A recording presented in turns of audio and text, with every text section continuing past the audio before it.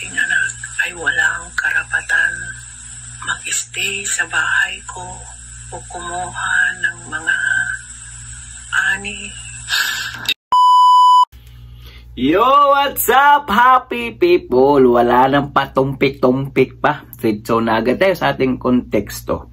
So, naalala nyo pa mga quiz mga guys, yung babaeng biktima kasama po yung ka-live-in partner niya na winaswasan po doon sa loob ng bus, no? Naku mga quiz mga guys, mayroon pala itong video na habilin na talagang magigimbal po kayo sa video ito mga quiz mga guys, dahil tinutumbok niya na kung may mangyari sa kanya, wala na pong ibang sisisihin o ituturo mga quiz mga guys, no? Well, hindi naman na talaga natin masabi na siya na talaga, dahil hindi pa po nasabi ng ating korte na siya talaga ang gumawa. Well, pakinggan po muna na natin itong mensahe ng kanyang nanay bago po winaswasan o binaril doon sa loob ng bus mga quiz mga gayas, no? Sa kanyang kahit sa isang anak.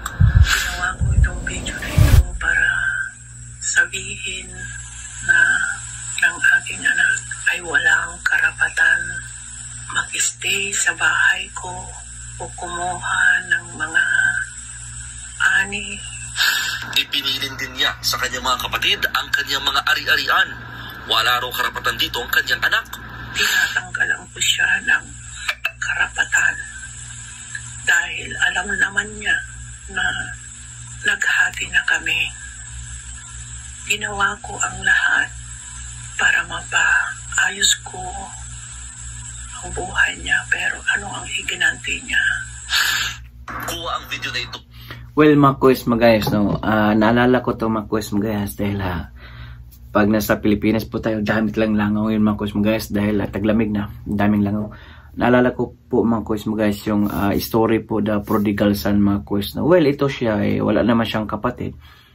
Yung prodigal son mga quiz mga guys is dalawa silang magkakapatid. Yung isang magkakapatid, yung isang kapatid ay gusto kukunin yung lahat ng gusto na hatiin ng kayamanan ng kanyang magulang. Kaya binigay ng magulang niya, ayaw, nagpakalayo, pumunta sa ibang bayan, lahat ginawa niya, sugal, inom, nilustay lahat yung pira niya. Siguro parang ganito rin siguro itong story na ito mga guys, no? Tapos bumalik yung anak, yun nga, ay walang-wala na siya, halos kinain na po niya yung pagkain po ng baboy. Umuwi po siya, kaunti lang po itong story, no? Umuwi na po siya, tapos ang akala niya na talagang isumpa siya ng kanyang magulang, ngunit pag uwi niya sa kanilang bahay ay yung pinakamatabang baka ang kinatay pa para sa kanya. Well, nagtampo naman yung kapatid na matino po. Yun po ang story ng prodigal son. Well, paras din ito mga quiz magayas, no, na talagang ginawa po lahat ng magulang para sa kanyang anak. Well, hindi naman na natin masisisi siguro mga quiz magayas yung anak. Dahil kung may, hindi ko naman sinabi nga nangyari ito sa kanila o ito ugali niyang partner niya. Dahil may mga story ng mga ganitong mga pangyari mga quiz mga guys. Mabait yung anak pero yung partner ng kanyang anak siguro magaling chup-chup, ganon. Nagagawa ng hindi mabuti yung anak, di ba? Hindi ko naman sinasabi sa story na ito, sa ibang story po yun. Well, hindi po na natin talaga alam kung ano po ang pulot dulo hanggat hindi pa po siya naparusahan sa ating batas mga quiz. Ipagpatuloy po natin. So ito pala mga quiz ay nagkaso-kaso na pala ito sila mga quiz, no?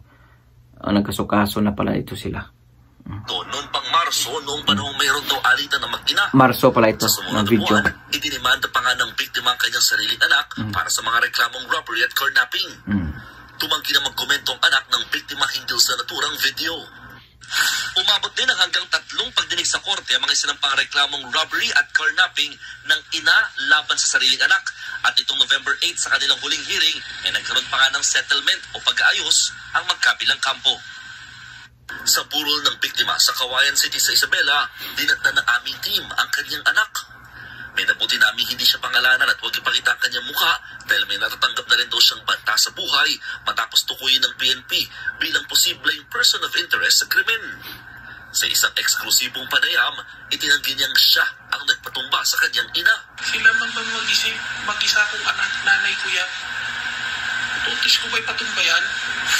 Aminado siyang nagkaroon sila ng tampuhan ng ina noon pang Pebrero na nauwi sa demandahan pero hindi rin niya magagawang ipapatay ang kanyang nanay. Sa kabila pang araw ng mga akusasyon sa kanya, heto't ginagampanan daw niya ang responsibilidad bilang anak.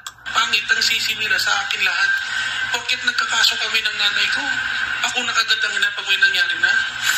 Maging ang mister ng biktima, wala ro alam na hindi pagkakaunawaan ng mag-ina. Meron po ba silang misunderstanding? Wala man kwan man lang yun na pagting man lang na kwan sila, wala man sila na understanding yun. Well, may mister pa pala yun siya mga kuys mga guys, na siguro naghiwalay na rin siguro, kaya mayroon siyang ka-live-in. So, hindi po natin alam yung pulot dulo hanggat kaya nasisabi ko kanina, hanggat hindi pa po napapatunayan sa korte kung sino talaga ang may sala. Well, kung mahuli naman yung suspect, kasi sabi po ng pulisya natin, suspect mga kuys mga guys, pero hindi pa po nila ipangalanan kung sino po yung talagang tao na yun mga kuys, no? Para hindi po masisira ang kailang investigation. Well, tutukan po natin to hanggang sa dulo po. Kaya dahil umabot ka naman po sa sa dulo ng video natin, please follow, like, and share and subscribe mga kuys mga guys. Well, meron po na tayong Facebook page na Dudoy T 2.0. Din meron din po tayong YouTube channel na Dudoy T 2.0. Please follow, like, and share. For now, I'm gone. Bye-bye. God bless all. Peace.